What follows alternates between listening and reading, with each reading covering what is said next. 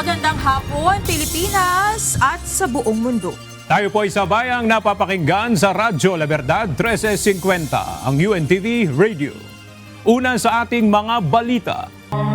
Bukas ay muling magpapatuloy ang impeachment trial kay Vice President Sara Duterte. Ayon sa tagapagsalita ng impeachment court, posibleng mabago pa ang pagkakasunod-sunod ng articles of impeachment na didinggin depende sa mapagkakasunduan ng magkabilang panig sa paglilitis. Ito ang balita ni Jed Neresina.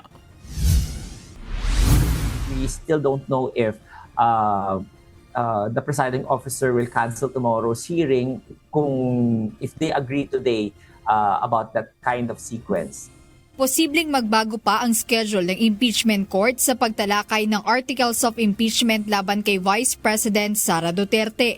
Paliwanag ni Attorney Reggie Tonggol, spokesperson ng impeachment court, posibleng magkasundo ang magkabilang panig na dinggin ang mga reklamo sa pamamagitan ng article-by-article presentation. Ibig sabihin, sa halip na tapusin muna ng prosecution ang lahat ng reklamo bago magpresenta ng ebidensya ang depensa, maaari nang sagutin agad o magharap ng testigo ang kampo ni VP Sara sa mga paratang sa kanya. Nakakuha na po yung impeachment court today ng manifestation from the House Prosecution Panel. They are agreeing to the presentation of the alternating presentation of the prosecution and the defense on a article-per-article basis. Hindi po yung mauuna yung defense, tatapusin na lahat ng mga artikulo na nakasampa, tapos dun pa lang yung depensa magpapresenta. Gayunpaman nilinaw ni Attorney Tonggol na hinihintay pa nila ang tugon at formal na manifestation mula sa kampo ng respondent o ng depensa ukol dito. However, as to the defense po, yung respondent, wala pa po tayong nare-receive na any formal manifestation regarding that matter. So tomorrow, hindi pa natin alam if the presiding officer will already, kung wari mag-agree yung depensa o yung respondent. Dagdag ng impeachment court spokesperson, konsiderasyon din naman ito ng presiding officer upang mas madaling masundan ng senator judges ang buong kwento ng bawat artikulo upang hindi na rin magkalituhan o mawala sa koneksyon ang timeline ng mga pangyayari. But as to the impeachment court, syempre parang gusto rin makita ng senator judges the whole picture sa per article. Kaya isa rin sa kinonsideran ni presiding officer when he suggested that to the parties, kasi nga baka makalimutan na yung mga naunang article nung current na article na yon. And then when the defense time comes na sila naman yung magpe-present ng ebidensya, baka hindi na natin gaano makonect kasi nga medyo malayo na yung timeline na nangyari. So that's one of the considerations din.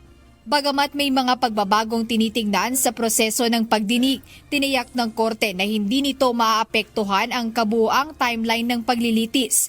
Ayon kay Attorney Tonggol, susundin pa rin ang bilang ng mga araw na hiniling ng bawat panig para sa kanilang presentation.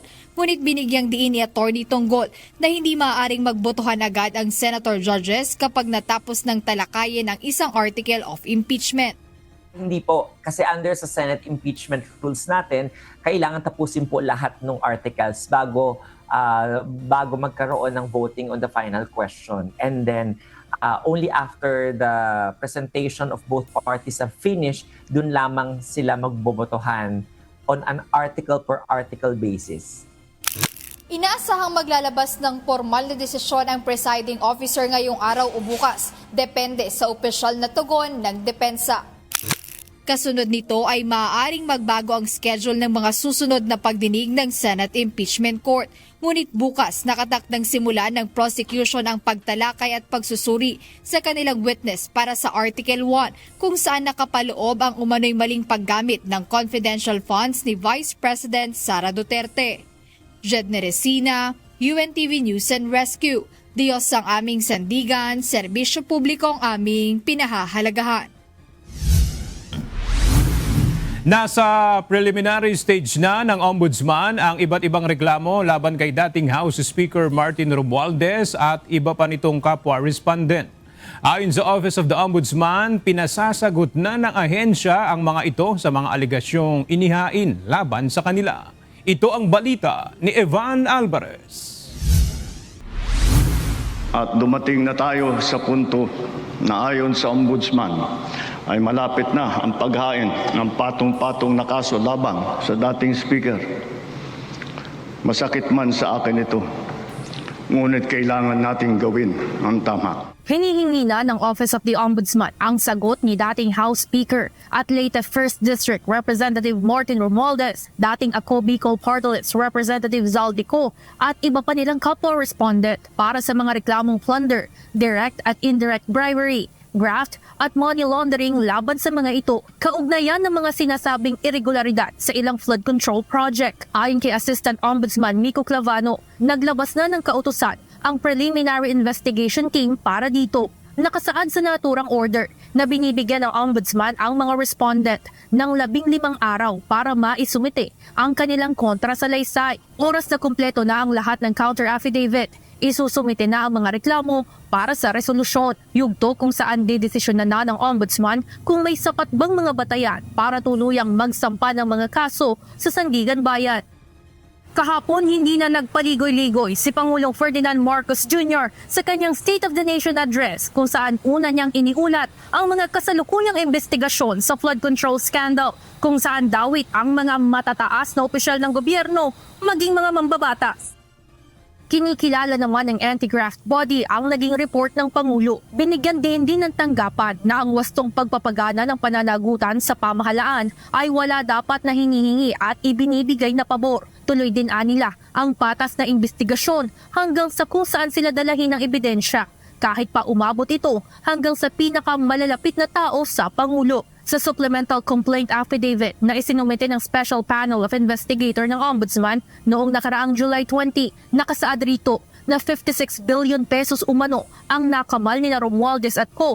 Batay na rin sa mga testimonya ng iba pang testigo sa hatiran ng mga maletang naglalaman ng milyon-milyong halaga ng pera. Kahapon matapos ang sona ng Pangulo, naglabas ng pahayag si Congressman Romualdez at nanindigang walang ginawang anumang labag sa batas at kaya niya itong patunayan. Hinihingi pa ng UNTV ang panig ni Romualdez patungkol sa hinihinging counter affidavit ng Office of the Ombudsman mula rito. Evan Alvarez, UNTV News and Rescue. Diyos ang aming sandigan, serbisyo publiko ang aming pinakahalagahan. Isang araw matapos ang kanyang State of the Nation address, binisita ni Pangulong Ferdinand Marcos Jr. ang Davao Region. Dito, nangako si Pangulong Marcos ng patuloy na ayuda sa mga barangay na nangangailangan ng tulong. Ito ang balita ni Nel Mariboho. Nakapagbigay na tayo ng ganitong pondo, yung 200,000 sa bawat barangay. Nakapagbigay na tayo sa halos 37,000 at 37,000 na barangay ay nabigyan na. Tatapusin po natin hanggat mabigyan natin lahat ng barangay. Halos 37,000 na sa 42,000 barangay sa bansa ang nabigyan ng 200,000 pesos ni Pangulong Ferdinand Marcos Jr. sa ilalim ng Socio-Civic Projects Fund. Sa pagbisita ngayong araw ni Pangulong Marcos sa Davao de Oro, tiniyak niya na mabibigyan ng ayuda ang lahat ng mga barangay sa buong bansa. Kalahati ng pondo na ibinibigay ay ipagkakaloob sa 5 presidential scholars sa kada barangay. Ang natitirang 100,000 pesos ay ipapaubayan ng Pangulo ang paggastos sa barangay officials. Yun naman natira na 100,000 na nasa barangay chairman, hindi na po namin sinasabi sa mga barangay official kung saan nila gagamitin yan. Dahil, eto nga, naging karanasan ko bilang gobernador. Wala nang mas alam ang sitwasyon ng isang barangay kung hindi ang mga barangay official. Kahit na sinong eksperto na magsasabi, hindi, alam ko yan. Hindi mo masasabi na mas alam nila ang sitwasyon sa barangay na yan, kundi tanong mo sa mga barangay official. Para kay Pangulong Marcos, dapat madala sa bawat sulok ng bansa ang pag-unlad. Napaka-importante po na ang development ng Pilipinas ay hindi lamang sa taas, hindi lamang sa matataas na opisyal, hindi lang sa Maynila, kung hindi sa bawat barangay sa buong Pilipinas. Muling nangako si PBBM na isusulong sa Kongreso na madagdagan pa ang budget sa pagbibigay ng ayuda sa mga barangay. Hihingian ngayon natin ang ating mga congressman Pagdating ng budget, pupuntahan natin yung mga congressman, sasabihin ko, magandang programa ito, dagdagan ninyo ng pondo. Namahagi rin ng libreng bigas si PBBM sa mga mahihirap na pamilya ng Davao Region. Bago ito, binisita ng Pangulo ang Davao de Oro Provincial Hospital Monte Vista. Ininspeksyon niya rito ang bagong medical ward building at iba pang pasilidad. Aktual rin niyang nasaksihan ang pag-issue ng discharge papers sa ilang pasyenteng nakinabang sa Zero Balance Billing Program kung saan wala silang binayarang gastusing medikal. Nel Maribuhok, UNTV News and Rescue, Diyos ang aming sandigan, serbisyo publiko ang aming pinahalagahan. Pinalaya na ang 12 sa 51 individual na inaresto ng mga pulis sa kilos protesta kaugnay ng State of the Nation Address ni Pangulong Ferdinand Marcos Jr. kahapon. Ayon kay Philippine National Police Public Information Office Chief, Police Colonel Allen Rico, hindi lahat ng mga naaresto ay kabataan batay sa ginawang age verification sa mga ito. Nang makumpirma ang mga menor de edad, agad silang inendorso sa Department of Social Welfare and Development para sa kaukulang assessment bago pinalaya. And upon learning na validate or na-confirm that they are minors, they were turned over to the DSWD, sa social workers po natin for assessment. And as of now, they were already released. Samantala sa natitirang 30 ang sumasailalim sa investigasyon at case build-up habang 9 ang isinailalim sa inquest proceedings. Kabilang sa mga kasong kinakaharap ng ilan sa kanila ay obstruction of justice, malicious mischief, vandalism at disobedience to a person and authority. Ang mga kababaihan naman ang naharap sa kasong obstruction of justice.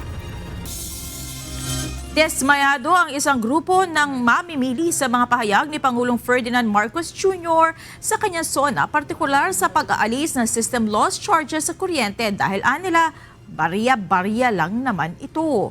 Ito ang balita ni Dante Amento.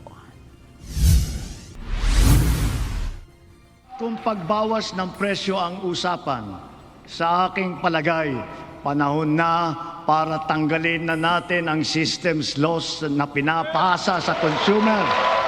Tanggalin ang system loss charges sa kuryente na pinapasa sa mga consumer at amyendahan ang Electric Power Industry Reform Act o EPIRA. Ito ang pinalakpakan sa katatapos na State of the Nation Address o SONA ni Pangulong Ferdinand Marcos Jr. kahapon. Ayon kay PBBM, wala namang kasalanan ang consumer kung bakit nagkaroon ito. Pero binigyang diin ng consumer group na samahan at ugnayan ng mga consumer sa ikauunlad ng bayan o suki, barya lang ang pagpapatanggal ng system loss. Ayon kay Amihan Mabalay, tagapagsalita ng grupo, bagamat magandang pakinggan ang balitang ito, maliit na halaga lamang ito kumpara sa generation charge na umaabot sa 64%. Ito ay parang barya lang sa napakalaking mga binabayad natin. No? So napupunta na nga lang, sabi ng ating mga manggagawa, ang kanilang mga sweldo sa pagbabayad ng kuryente, ng tubig at iba't iba pang gastusin sa bahay. Kaya bagamat magandang pakinggan na may matatanggal na singil sa katotohanan, no? Sa kung paano ito ipapatupad, ay makikita nating 5% lang ito ng kabuuan ang mawawala. Binigyang diin ni Mabalay na sa loob ng halos 25 taon mula nang ipatupad ang EPIRA noong 2001, sa halip na bumaba ang presyo ng kuryente ay dumoble o nagtriple pa ito. Mula sa dating 4 pesos bawat kilowatt hour, umabot na ito sa 16 pesos sa ilang mga lugar sa bansa. Ang panawagan ng kanilang grupo, hindi lamang simpleng pag-amyenda, kundi ang kabuuang pag-repeal o pagbasura sa naturang batas, tunay na mabago ang estruktura ng enerhiya sa Pilipinas. Meron pa ring VAT sa kabuuang binabayaran nating bill sa kuryente at marami pang singil na ipapagpatuloy under this EPIRA. So ang panawagan namin ay hindi lang pag-amyenda kundi pagtanggal na, pag-repeal na ng EPIRA at dapat hindi natin pinapayaman yung mga yung mga kumpanya ng public utilities. Dapat ito ay serbisyo at hindi ginagawang negosyo. Bukod sa system loss, mariing hiniling ng mga consumer na tanggalin ang value-added tax o VAT sa buong bill ng kuryente. Anya, ang bawat kategorya ng singil mula sa generation hanggang sa distribution ay may kaakibat na VAT kaya mas mararamdaman ang relief kung ang buong buwis na ito ang aalisin. Dagdag pa rito, nalampasan na umano ng Pilipinas ang Singapore pagdating sa pinakamahal na singil sa kuryente sa rehiyon as of June ngayong taon. Kung kaya nilang sabihin na pwedeng tanggalin, dapat tanggalin na yung buong VAT sa buong bill, sa buong electricity charge, hindi lang yung system loss. Ito ay kulang, ito ay barya lang. Kumbaga humingi tayo ng relief pero ang binigay ay baryang diskwento. So parang siya hindi naman sa budol pero parang hindi siya makatotohanan kumpara sa burden na dinadala ng taong bayan. Nagpahayag naman ng kahandaan ang Manila Electric Company o Meralco na aktibong lumahok sa mga talakayan hinggil sa iminumungkahing amyenda sa IPIRA alinsunod sa pahayag ng Pangulo. Ayon kay Meralco Executive Vice President Ronnie Aperocho, iginagalang ng kumpanya ang pulisiya ng Pangulo at layo nilang makatulong sa pagbuo ng mga reformang magpapalakas sa industriya ng enerhiya at magbibigay ng proteksyon sa mga mamimili. Sa gitna ng mga usaping ito, binigyang diin ni Aperocho na ang system loss ay isang karaniwang aspeto ng operasyon sa paghahatid ng kuryente na nararanasan ng buong industriya. Ganito rin ang posisyon ng Energy Regulatory Commission o ERC sa panawagan ng Pangulo. Ayon sa ERC, kinikilala nila ang kahalagahan ng hakbang na ito upang unahin ang kapakanan ng mga consumer at gawing mas abot kaya ang kuryente sa bansa. Bilang independent regulator ng industriya ng kuryente, handa ang ERC na makipagtulungan sa Kongreso, Department of Energy o DOE at iba pang stakeholders upang isulong ang mga legal at regulatibong reforma na kinakailangan para sa pagbabagong ito. Samantala, nagpahayag naman ng suporta ang Philippine Rural Electric Cooperatives Association o PhilReca sa mungkahi na tanggalin na ang VAT sa system loss charges sa bayarin sa kuryente. Ayon sa grupo, hindi nararapat na patawan ng buwis ang mga consumer para sa enerhiyang hindi naman nakarating sa kanilang mga tahanan. Gayunpaman, binigyang diin ng PhilReca na papayag lamang sila sa tuluyang pagtatanggal ng system loss charges kung ang pamahalaan mismo ang direktang sasagot sa mga gastusing ito sa pamamagitan ng isang dedicated subsidy mechanism. Dante Amento, UNTV, News and Rescue. Diyos ang aming sandigan, serbisyo publiko ang aming pinahahalagahan. Posible pang abuti ng 1 taon bago tuluyang maalis ang system loss na ipinapataw sa mga customer ng kuryente ayon sa Department of Energy. Ito ang nakikitang timeline ng ahensya kaugnay ng panukala ni Pangulong Ferdinand Marcos Jr. na alisin na ang nasabing dagdag singil sa kuryente. Ito ang balita ni JP Nunez. I would say before the next SONA, 1 year. Hindi agad-agad na maaalis ang ipinapataw na system loss sa mga electric bill. Ayon kay Energy Secretary Sharon Garin, kailangan pang makipagpulong ng Department of Energy sa Energy Regulatory Commission, mga distribution company ng kuryente at electric cooperatives para pag-usapan ang panukalang pagbabago sa pulisiyang umiiral kaugnay ng paniningil nito. For us to remove system loss is not just a mere declaration or issuance of a policy. Na sabihin namin, wag na kayong mag-charge. We have to fix it one step at a time. First pilferage and then yung technical at kung lahat pa na kasi different types of and levels of system loss yan kaya hindi siya instant. Ipinaliwanag naman ni Energy Undersecretary Mario Marasigan ang mga dahilan ng system loss sa distribusyon ng kuryente. Unaan niya dito ang tinatawag na technical losses. Ito ay yung kuryenteng nawawala sa generation side ng kuryente. Kinakailangan anyang mag-upgrade ang mga planta ng kuryente para hindi mabawasan ang supply ng kuryente at hindi maipataw sa system loss. So kung hindi po tama yung kable, hindi po tama yung transformer, yung pong kuryente dumadaloy sa halip na dumaloy ng dire-diretso, magta-transform siya into heat. Magiging init siya. Yun po yung magiging technical losses. Pangalawa naman anya ang non-technical losses. Ito anya ang pagkuha ng supply ng kuryente na hindi naman dumadaan sa tamang pagbabayad. Most of these can be attributed to pilferages. Kasi marami pong nakikikabit Meron pong mga bahay na nag-engage dun sa sub-meter, merong mother meter, tapos may mga sub-meter na hindi naman lahat ay nakaregister sa mga distribution utilities. Kung tuluyang maaalis ang singil sa system loss, nasa 5% hanggang higit 10% ang maaaring mabawa sa singil sa kada kilowatt hour na konsumo ng mga customer. For the private sector at 6.5% and then for DUs on the grids are 8.5%. Doon naman po sa mga off-grid and mga mababang lowly classified or yung B classified and lower natin mga electric co-ops at more than 10%. JP Nunez, UNTV, News and Rescue. Diyos ang aming sandigan, serbisyo publiko ang aming pinahahalagahan. Nagsimula na magplano ang mga ahensya ng pamahalaan na may kinalaman sa food security, kalusugan at kapakanan ng mga manggagawa. Alinsunod ito sa direksyong inihayag ni Pangulong Ferdinand Marcos Jr. sa kanyang SONA. Ito ang balita ni Mia Alonzo. Malaking bahagi ng naisalba nating pondo mula sa korupsyon sa flood control project, binuhos po natin sa edukasyon, sa pagkain, sa DOH, PhilHealth at sa MAIP. Para talagang makatulong. Pagkain, kalusugan at trabaho. Ito ang ilan sa mga sektor na binigyang diin sa ikalimang State of the Nation Address ni Pangulong Ferdinand Marcos Jr. Kasunod nito, inumpisahan na ng National Food Authority o NFA ang kanilang mga hakbang para mapalakas ang kanilang kakayahan sa pagbili at pag-iimbak ng palay bilang pagtiyak sa food security at supply ng bigas sa bansa. Kabilang sa mga ginagawa ng ahensya ang pag-aayos ng mga warehouse, pagdagdag ng mga pasilidad gaya ng rice mill at dryers, at pagpapalaki ng storage capacity.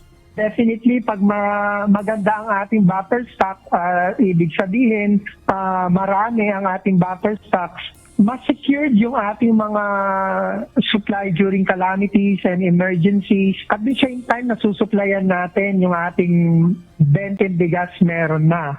Sa ngayon, dahil sa tayo ay nakapagdagdag ng mga bagong facilities, mas marami tayong nai-imbak ngayon sa ating mga warehouses, meaning mas matatag ang ating buffer stock dahil mas lumaki ang volume.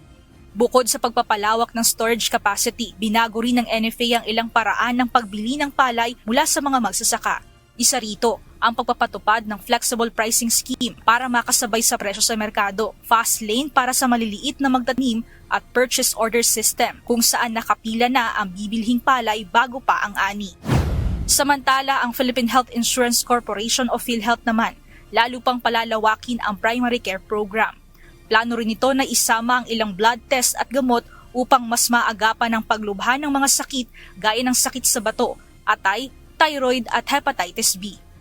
Kasunod naming tinitingnan ay yung tinatawag na pakikipag-ugnayan sa ating mga hospital kung pwedeng mag-agree na kami na aming bibilhin na yung espasyo na nilalaan nila doon sa mga tinatawag na no balance bill o yung mga kasong mga hindi na kailangan naglalabas ng pera ang ating pasyente mula sa sarili nilang bulsa. Yun ay pinag-aaralan namin at kami nakikipagpulong na marami ng mga private hospitals ang sumasang-ayon na may mga paraan naman para maibaba namin yung gastusin. Itututok naman ng Technical Education Skills Development Authority o TESDA ang kanilang mga pagsasanay sa pag-angkop sa industriya. Palalakasin ng TESDA ang training tungkol sa organic agriculture, pag-aalaga ng hayop at isda at paggamit ng makabagong teknolohiya sa pagsasaka. Ngunit para sa isang ekonomista, hindi lamang ang paglulunsad ng programa ang susi, kundi ang bilis ng pagpapatupad nito. Kakaset lang ng additional tariffs ng United States to other countries. Hindi natin narinig anong gagawin. Second, power and energy. Na-address naman yan. Pero these are medyo hindi immediate. Sana pabilisan. Sana talagang kasing bilis ng impeachment or mas mabilis pa. Sana mas mabilis pa. Kailangan na ng taong bayan yun kasi nakikita na natin kung saan papunta ang presyo ulit ng bilihin. Para kay Professor Astro Del Castillo, isang ekonomista at market analyst, dapat tutukan ngayon ng pamahalaan ang mga hamon sa food security, presyo ng enerhiya at mga patakarang makakaapekto sa pagiging competitive ng bansa. Binigyang diin din niya ang kahalagahan ng malinaw na hakbang sa paghahanda sa mga epekto ng kalamidad.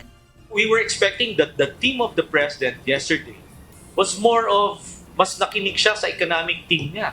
Pero parang lumalabas, mas nakinig siya sa political team niya and sa PR team niya.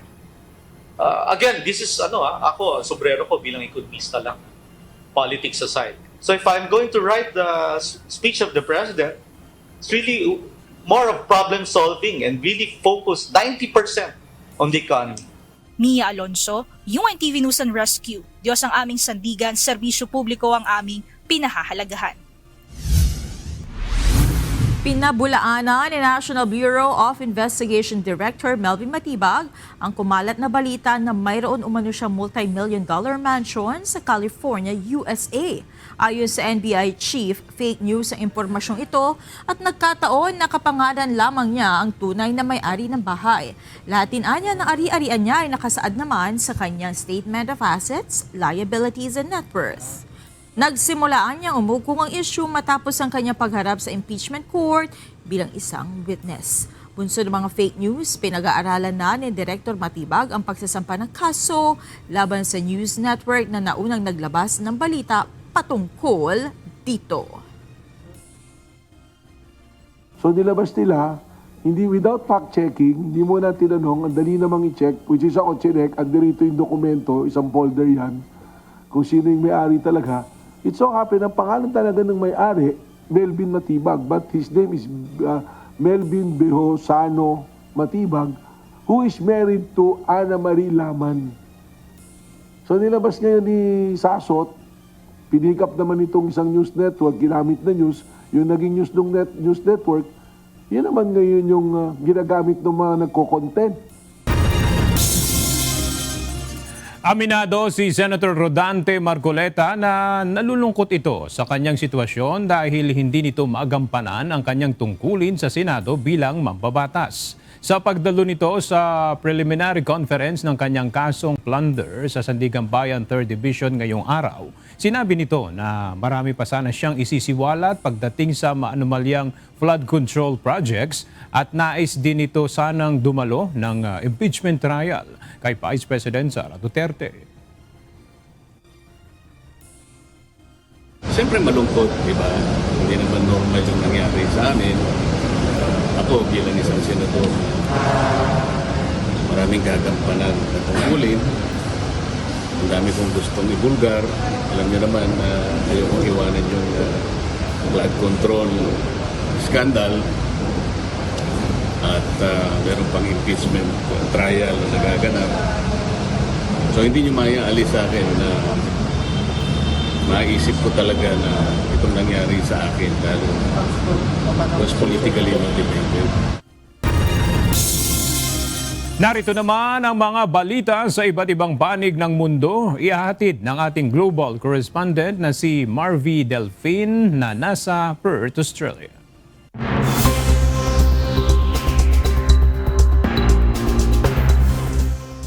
Magandang gabi naman sa inyo dyan sa Pilipinas. Dumating na sa Washington, D.C. si Israeli Prime Minister Benjamin Netanyahu para sa pulong nila ni United States President Donald Trump.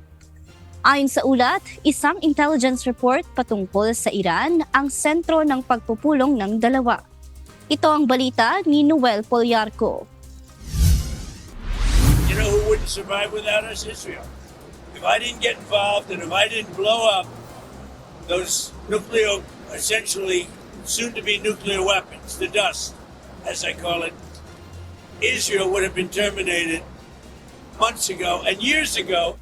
Wala na ang Israel kung hindi nakialam ang Amerika, ayon kay United States President Donald Trump. Malinaw sa pahayag na ito na may impluwensya nga si Israel Prime Minister Benjamin Netanyahu upang atakihin ng Amerika ang Iran, bagay na noong una ay itinatanggi ni Trump.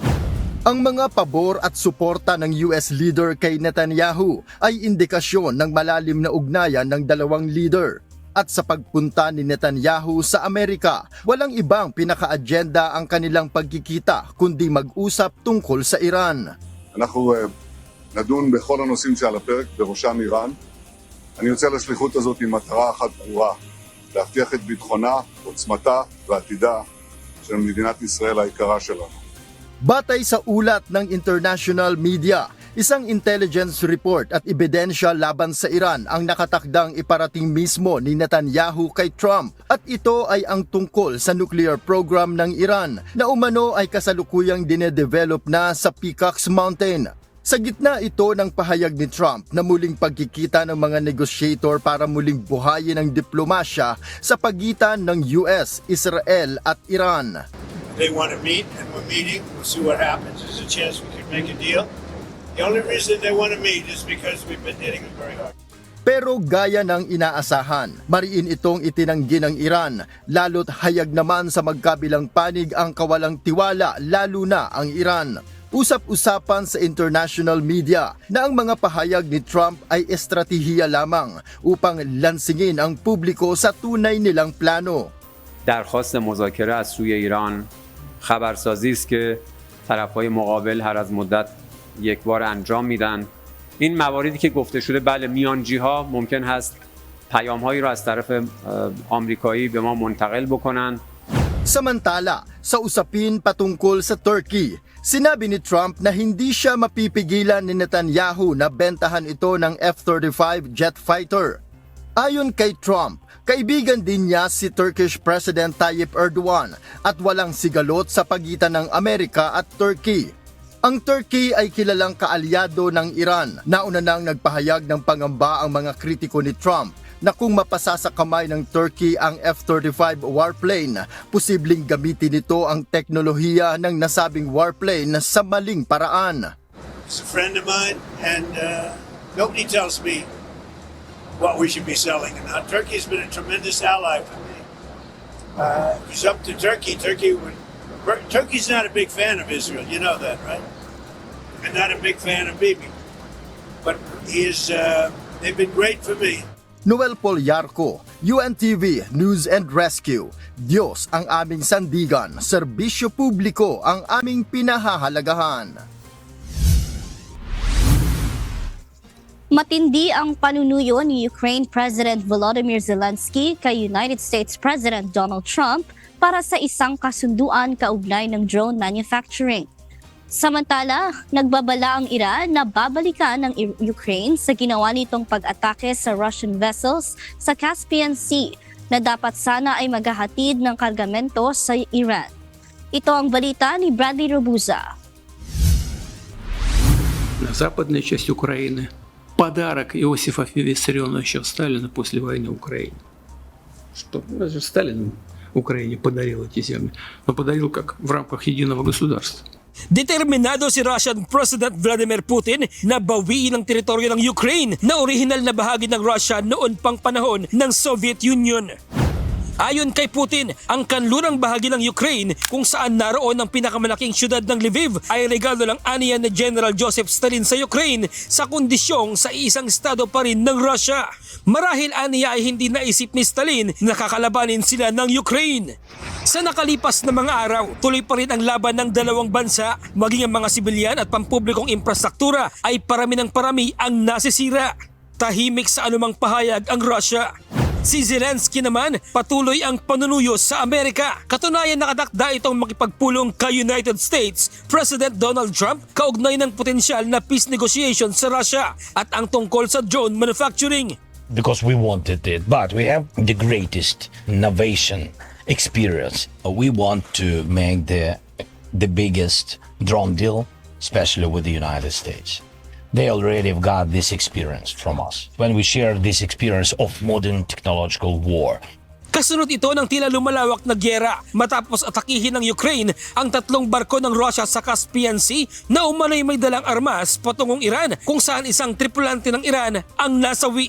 Inamin mismo ni Zelensky ang pag-atake, indikasyon na tila sumasali na ito sa gyera ng US, Israel at Iran.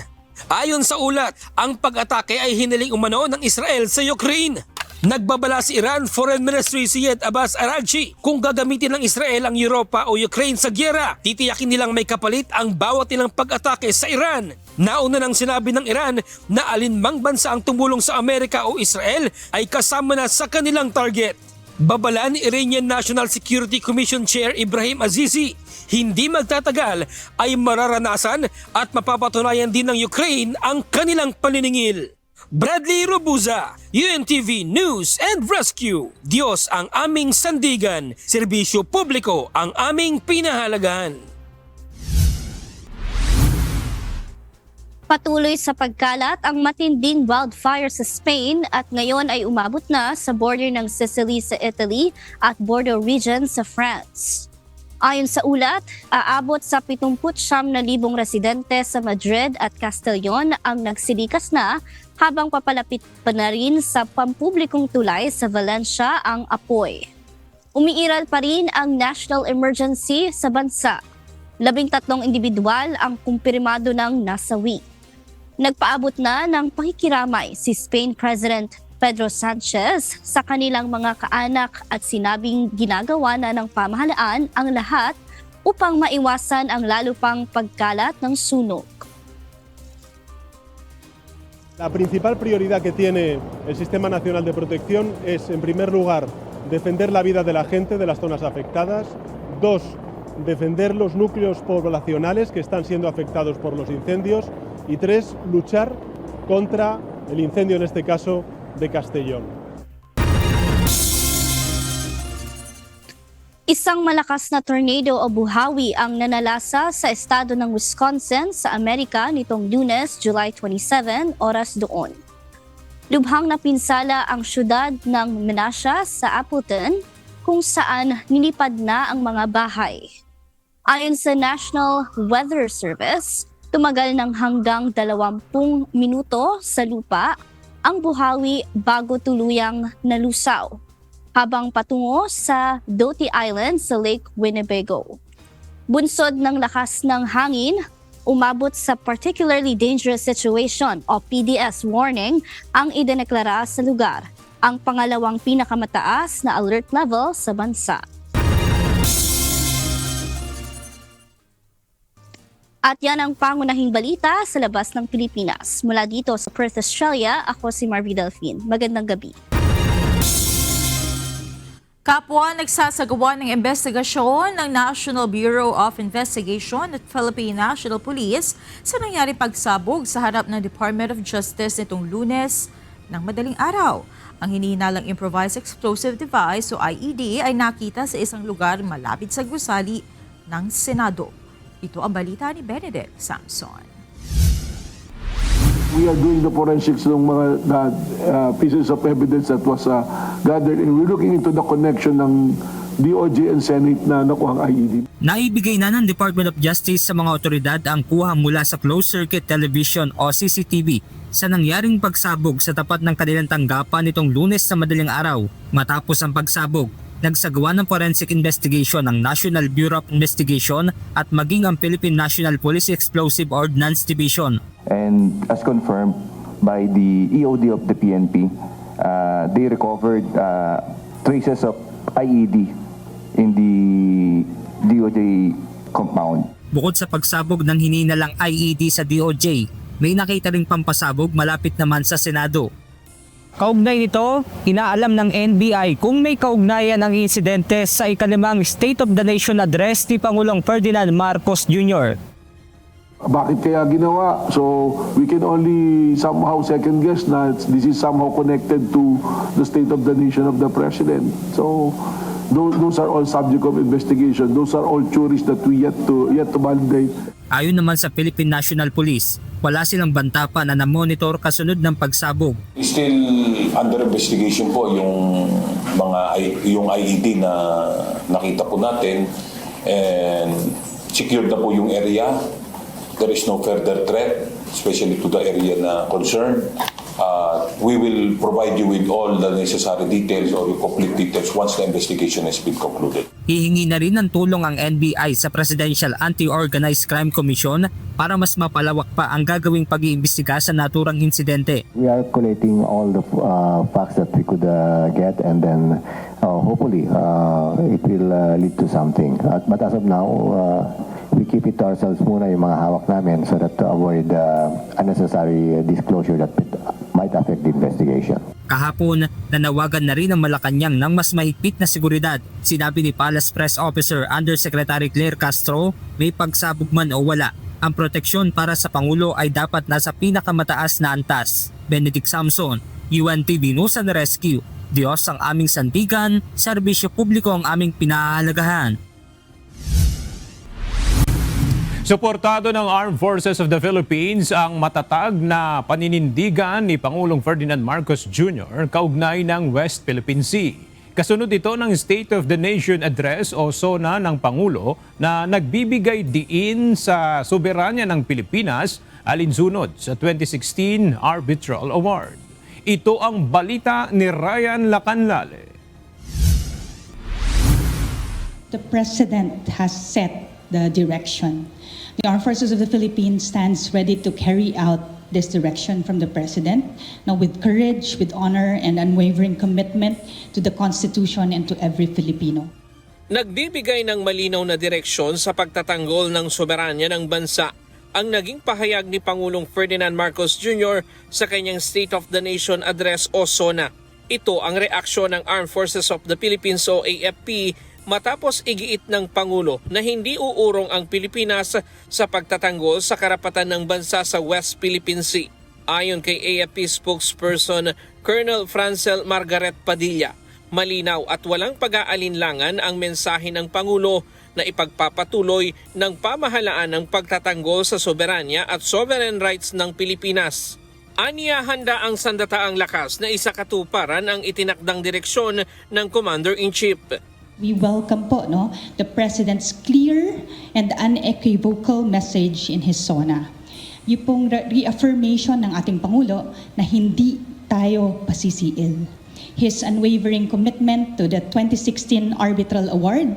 And ito nga po gusto nating i-highlight, yun pong mga municipalities na nag-declare po ng July 12 as the Victory Day na sana po ay lumawig pa po. Sa kanyang SONA, muling pinagtibay ni PBBM ang paninindigan ng Pilipinas sa 2016 Arbitral Award. Kasabay nito, kinilala rin ng Pangulo ang sakripisyo ng mga sundalo, miyembro ng Philippine Coast Guard at mga mangingisdang patuloy na nagbabantay at nangingisda sa West Philippine Sea sa kabila ng mga panganib. Your government will do all that is necessary to continue upholding this award, utilizing every peaceful and legal means available to the Republic against any attempt, foreign or domestic, to undermine this achievement. Binigyang diin din ng Pangulo ang pagkakaisa ng mga Pilipino sa harap ng mga banta sa seguridad ng bansa at muling iginiit ang matatag na paninindigan ng Pilipinas. Tayo ay magkakabigkis tulad ng ating pinamana sa ating buong kasaysayan. Sa mga pang-aalipusta, hindi tayo matitinag. Sa manlulupig, hindi tayo pasisiil. Ayon sa AFP, higit pa sa mga pahayag ng polisiya ang mensahe ng Pangulo dahil nagsisilbi itong malinaw na gabay sa kanilang misyon na ipagtanggol ang soberanya, protektahan ang mamamayang Pilipino at panatilihin ang kapayapaan at kaayusan sa West Philippine Sea. Nananatili rin silang matatag sa kanilang paninindigan sa kabila ng mga hamon sa West Philippine Sea at patuloy nilang babantayan ang karagatan ng bansa, susuportahan ang mga mangingisdang Pilipino at makikipagtulungan sa mga partner nation upang mapanatili ang kapayapaan, katatagan at isang rules-based international order. Ryan Lacanlale, UNTV News and Rescue. Diyos ang aming sandigan, serbisyo publiko ang aming pinahahalagahan. Isang low-pressure area ang binabantayan ngayon ng Pag-asa na nasa silangan ng Borongan, Eastern Samar. Sa pinakahuling forecast ng ahensya, nagdudulot ito ng maulap na papawirin na may kalat-kalat na pag-ulan sa mga lugar ng Eastern Visayas, Central Visayas, Caraga, Northern Mindanao, Catanduanes, Masbate, Albay at Sorsogon. Samantala, apektado ng easterlies ang nalalabing bahagi ng Bicol Region, gayon din ang Cagayan Valley, Aurora at Quezon, kung saan nakararanas ng mga thunderstorms. Sa Metro Manila naman at nalalabing bahagi ng bansa ay nararanasan ang bahagyang maulap na papawirin na may papulupulong pag-ulan dahil sa localized thunderstorms. Paalala ng Pag-asa, manatiling nakahanda dahil ang mga nasabing weather conditions ay posibleng magdulot ng mga pagbaha at landslides.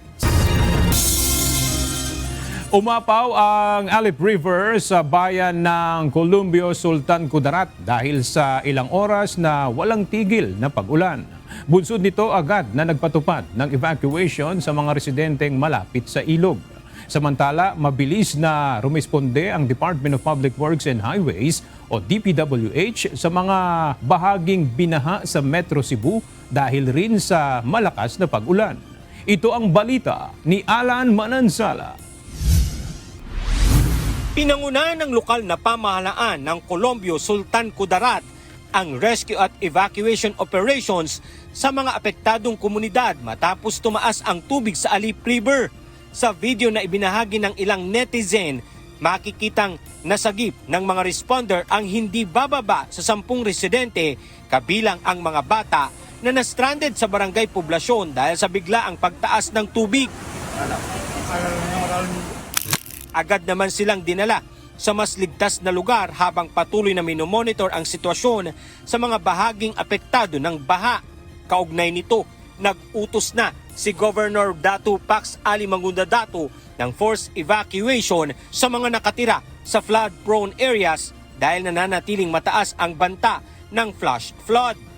Patuloy naman ang search, rescue at evacuation operations sa pamamagitan ng koordinasyon ng LGU Columbio, PDRRMO, Bureau of Fire Protection, Philippine National Police, Bantay Kalikasan Volunteers at iba pang mga response agencies.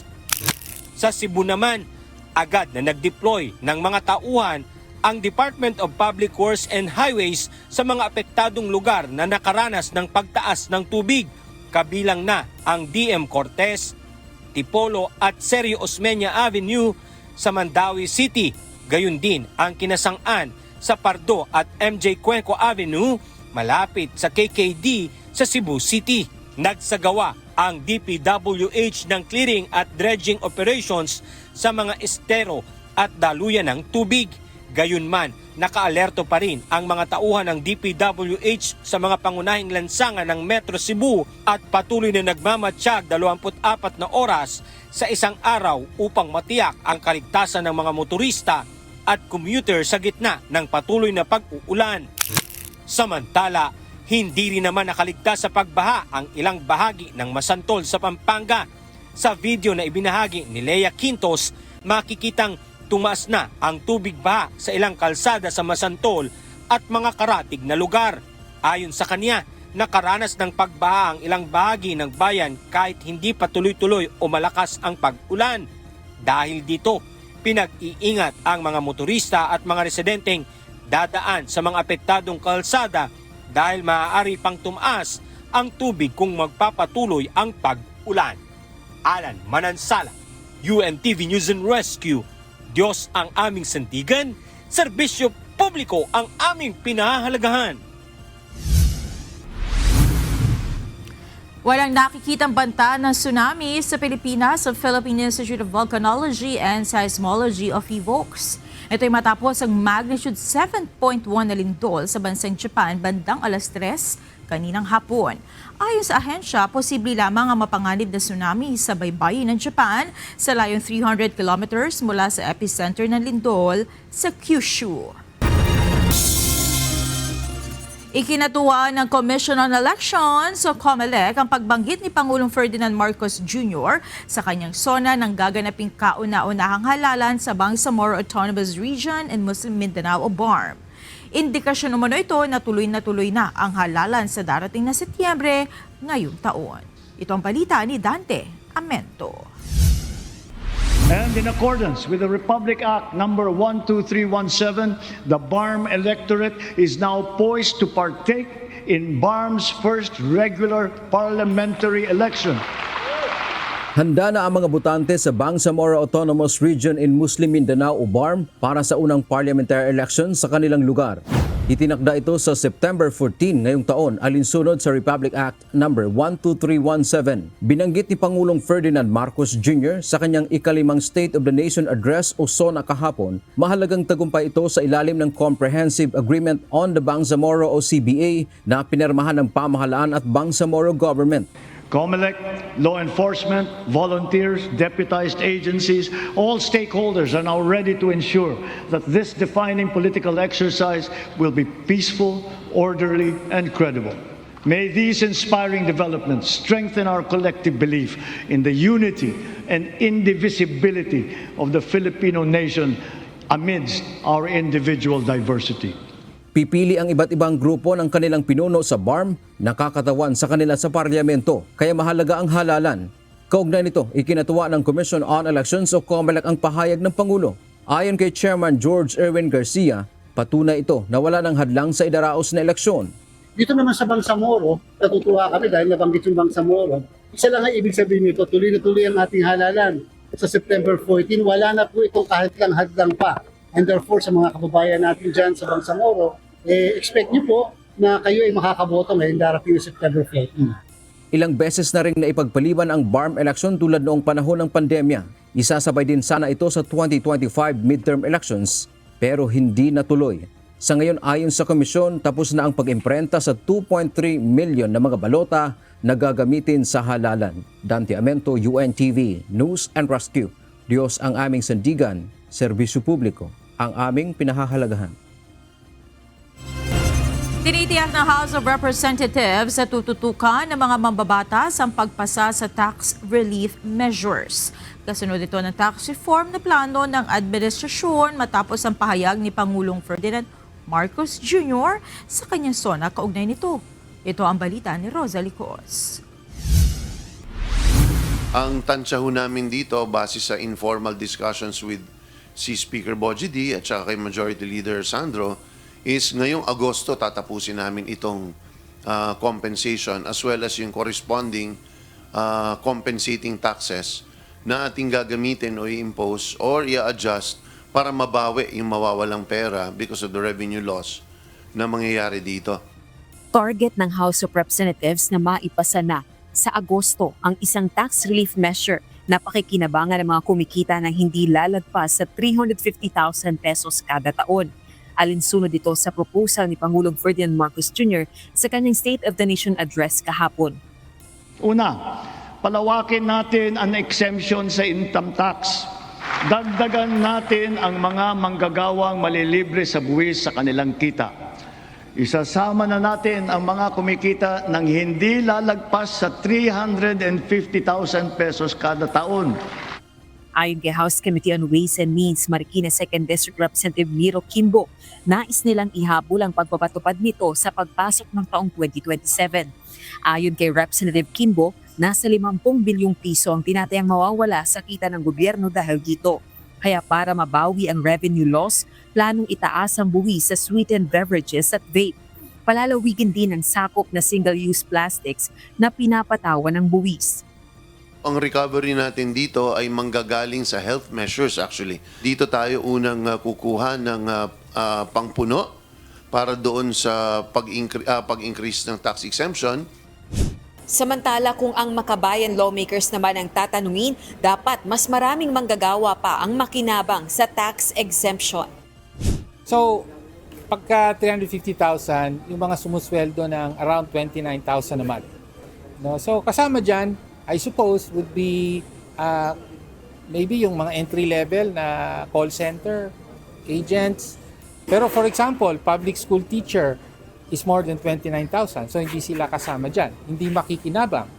No? Samantala, naghihirap sila ngayon dahil hindi na nga tumataas ang sweldo, lumalaki ang buwis, tapos tumataas ang presyo. Wala silang relief. No? So kaya kailangan mas mataas para mas maraming makinabang, including yung mga professionals na mababa naman ang kita. Teacher, nurse, at iba pa. Sa susunod na linggo, magsasagawa na ng briefing ang House Committee on Ways and Means kaugnay ng tax relief measure. Kukonsultahin din ng mga sektor na maapektuhan nito.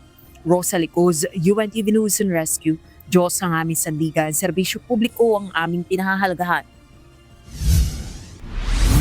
Inaasahang ipagpapatuloy na ng Senate Blue Ribbon Committee ang investigasyon nito sa kontrobersyal na flood control projects. Ngunit ayon sa chairman ng komite na si Senator Erwin Tulfo, may mga nakikiusap sa kanya na huwag ituloy ang nasabing pagdinig. Ito ang balita ni Jen Resina. Actually po, ang humaharang, to tell you the truth, honestly po, yung kabila eh. It's not us po sa majority. I will not name names po, pero the truth of the matter is, and real talk lang po, sila na po ngayon nakikiusap na wag na ho topic ituloy yung Blue Ribbon. Hinaharang umano ng ilang senador ang muling pagbubukas ng investigasyon ng Senate Blue Ribbon Committee sa maanumalyang flood control projects. Ito ang inihayag ng chairman ng komite na si Senator Erwin Tulfo nang tanungin sa susunod na pagdinig nila kaugnay ng issue. Pagsisiwalat ng senador, may mga nakikiusap sa kanya na huwag nang ituloy ang pagdinig ng Blue Ribbon. Eh kung gano'n, dapat kayo magsabi niyan. I mean, kayo yung inudyok-udyok niyo itong leadership ni Senator Win. Pati ako, sasabihin niyo, tinatago namin. Yung pala, may plano sila, wag na raw ituloy muna. Wag na raw ituloy yung Blue Ribbon hearing. Ano ba talagang gusto niyo? Tumangging magbigay ng pangalan si Senator Tulfo kung sino ang nakikiusap na i-embargo ang investigasyon sa flood control. Gayunpaman sinabi niyang halata o obvious na ang dahilan sa nasabing hiling. May reason po ba binigay? Bakit po ayaw na muna nila mag-Blue Ribbon daw? Obvious. Obvious reasons. Obvious.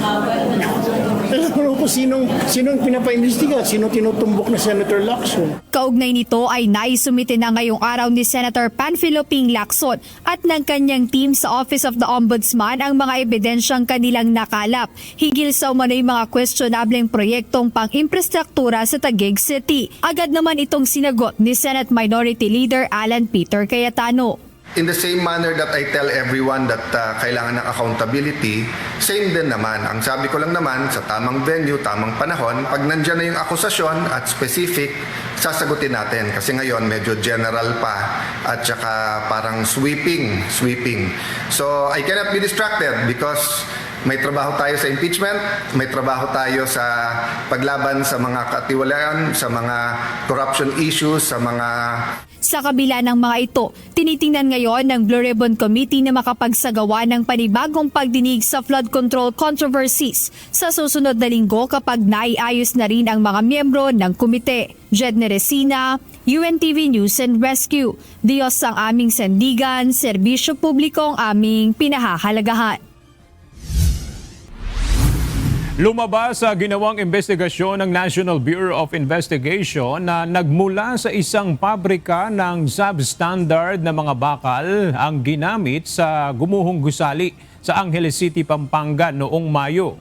Iniimbestigahan na ngayon ng mga otoridad kung ang mga substandard na bakal sa nasabing pagawaan ay nagamit rin sa ilang flood control project sa lalawigan. Ito ang balita ni Benedict Samson.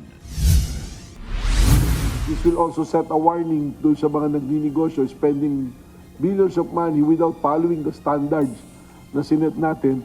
Isang paggawaan ng umano'y substandard na bakal ang sinalakay ng National Bureau of Investigation kasama ang Presidential Anti-Organized Crime Commission at iba pang ahensya ng pamahalaan sa Magalang, Pampanga noong July 18. Ayon sa NBI, Marso pa sila nakatanggap ng impormasyon kaugnay sa operasyon ng nasabing steel factory.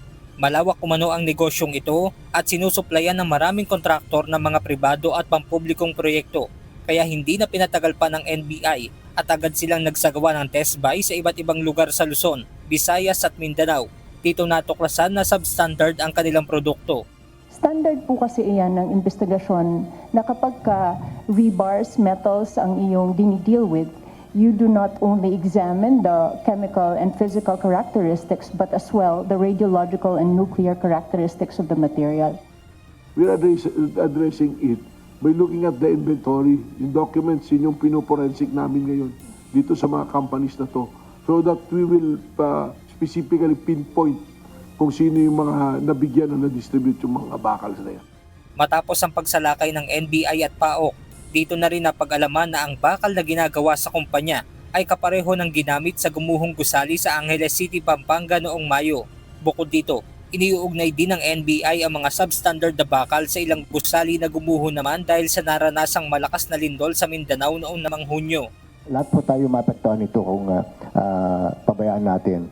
There should be measures. We should be helping each other how to safeguard yung market at saka yung mga structures na ipapatayo natin na hindi na malagyan na po ng mga substandard at saka hazardous materials. We will probably come out with an interagency coordinating task force on this matter. Dahil sabi ko kanina, marami pa itong mga factories na to.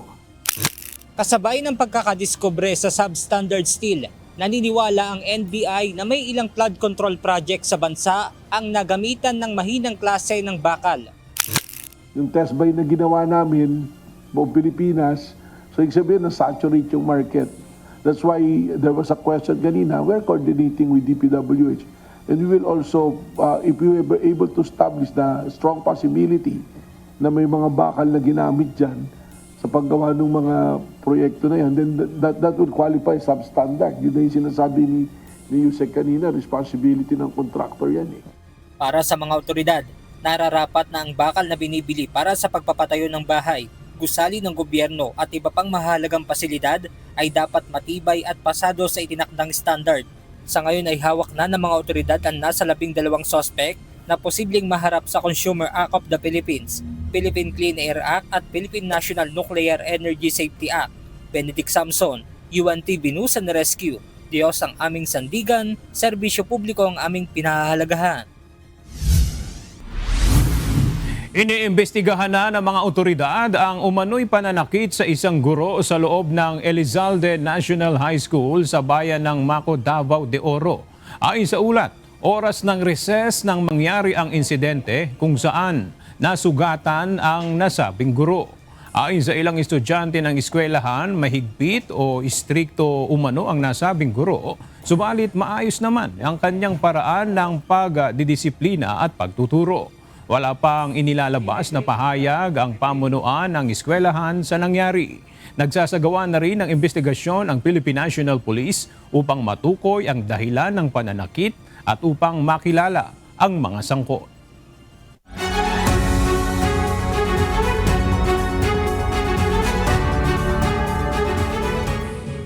Hindi kinatigan ng korte ang motion to fix bail o hiling ni Senator Jinggoy Estrada na makapagpiyansa sa kasong plunder. Ayon sa resolusyon ay nilabas ng Sandigan Bayan 5th Division, premature o masyado pang maaga para ihain ang motion dahil kailangan munang magsagawa ng bail hearings para matukoy kung malakas o hindi ang ebidensya laban sa senador. Kaugnay nito, reklusyon perpetua ang parusa sa kasong plunder at hindi otomatikong may karapatan sa piyansa. Sa kabila nito, nilinaw ng korte na walang hadlang kay Estrada na muling maghain ng petition for bail sa tamang panahon. Ang kaso ay may kaugnayan sa flood control scandal.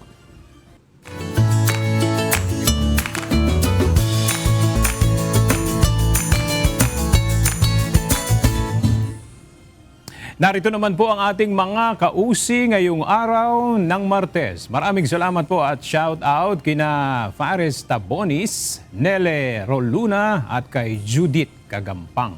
Maraming salamat din kay Lorna Menor, Peter Funtanar at Nelson Santos. Bago po tayo magtapos, nais po naming pasalamatan ang mga tumulong sa atin sa SONA coverage kahapon. Thank you very much po sa Lanay Restaurant by Little Sushi Bar na nag-provide ng pagkain sa atin kahapon. Matatagpuan po sila sa Ramos Subdivision, Barangay 3, Nasugbu, Batangas. Maraming salamat po sa inyo. Samantala mga kasambahay, kung may mga istorya po kayong nais balikan sa Ito ang Balita, pwede nyo po ito muling mapanood sa aming mga official social media account. Magtungo lamang po sa UNTV News and Rescue YouTube channel at click ang subscribe button. Gayon din sa aming Facebook, Instagram, X at TikTok accounts. Mapapanood nyo rin po rito ang iba pang news programs ng UNTV, pati na iba pang video ng nag-iisang public service channel. Kaya subscribe, like, and share. At sa ating pong iiwang mga salita ng Diyos na ating sandigan mula sa Aklat ng Kawikaan, Kapitulo 25, versikulo 14 na nagsasabi, kung paano ang mga alapaap at hangin na walang ulan, gayon ang taong naghahambog ng kanyang mga kaloob na walang katotohanan.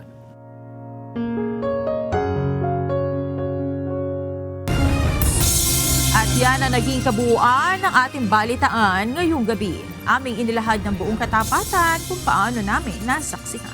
Kayo po ay makapagtitiwala na ang aming nakita at narinig, ang aming ibinabalita. At dito sa UNTV, Diyos ang aming sandigan, serbisyo publiko ang aming pinahalagahan. Magandang gabi.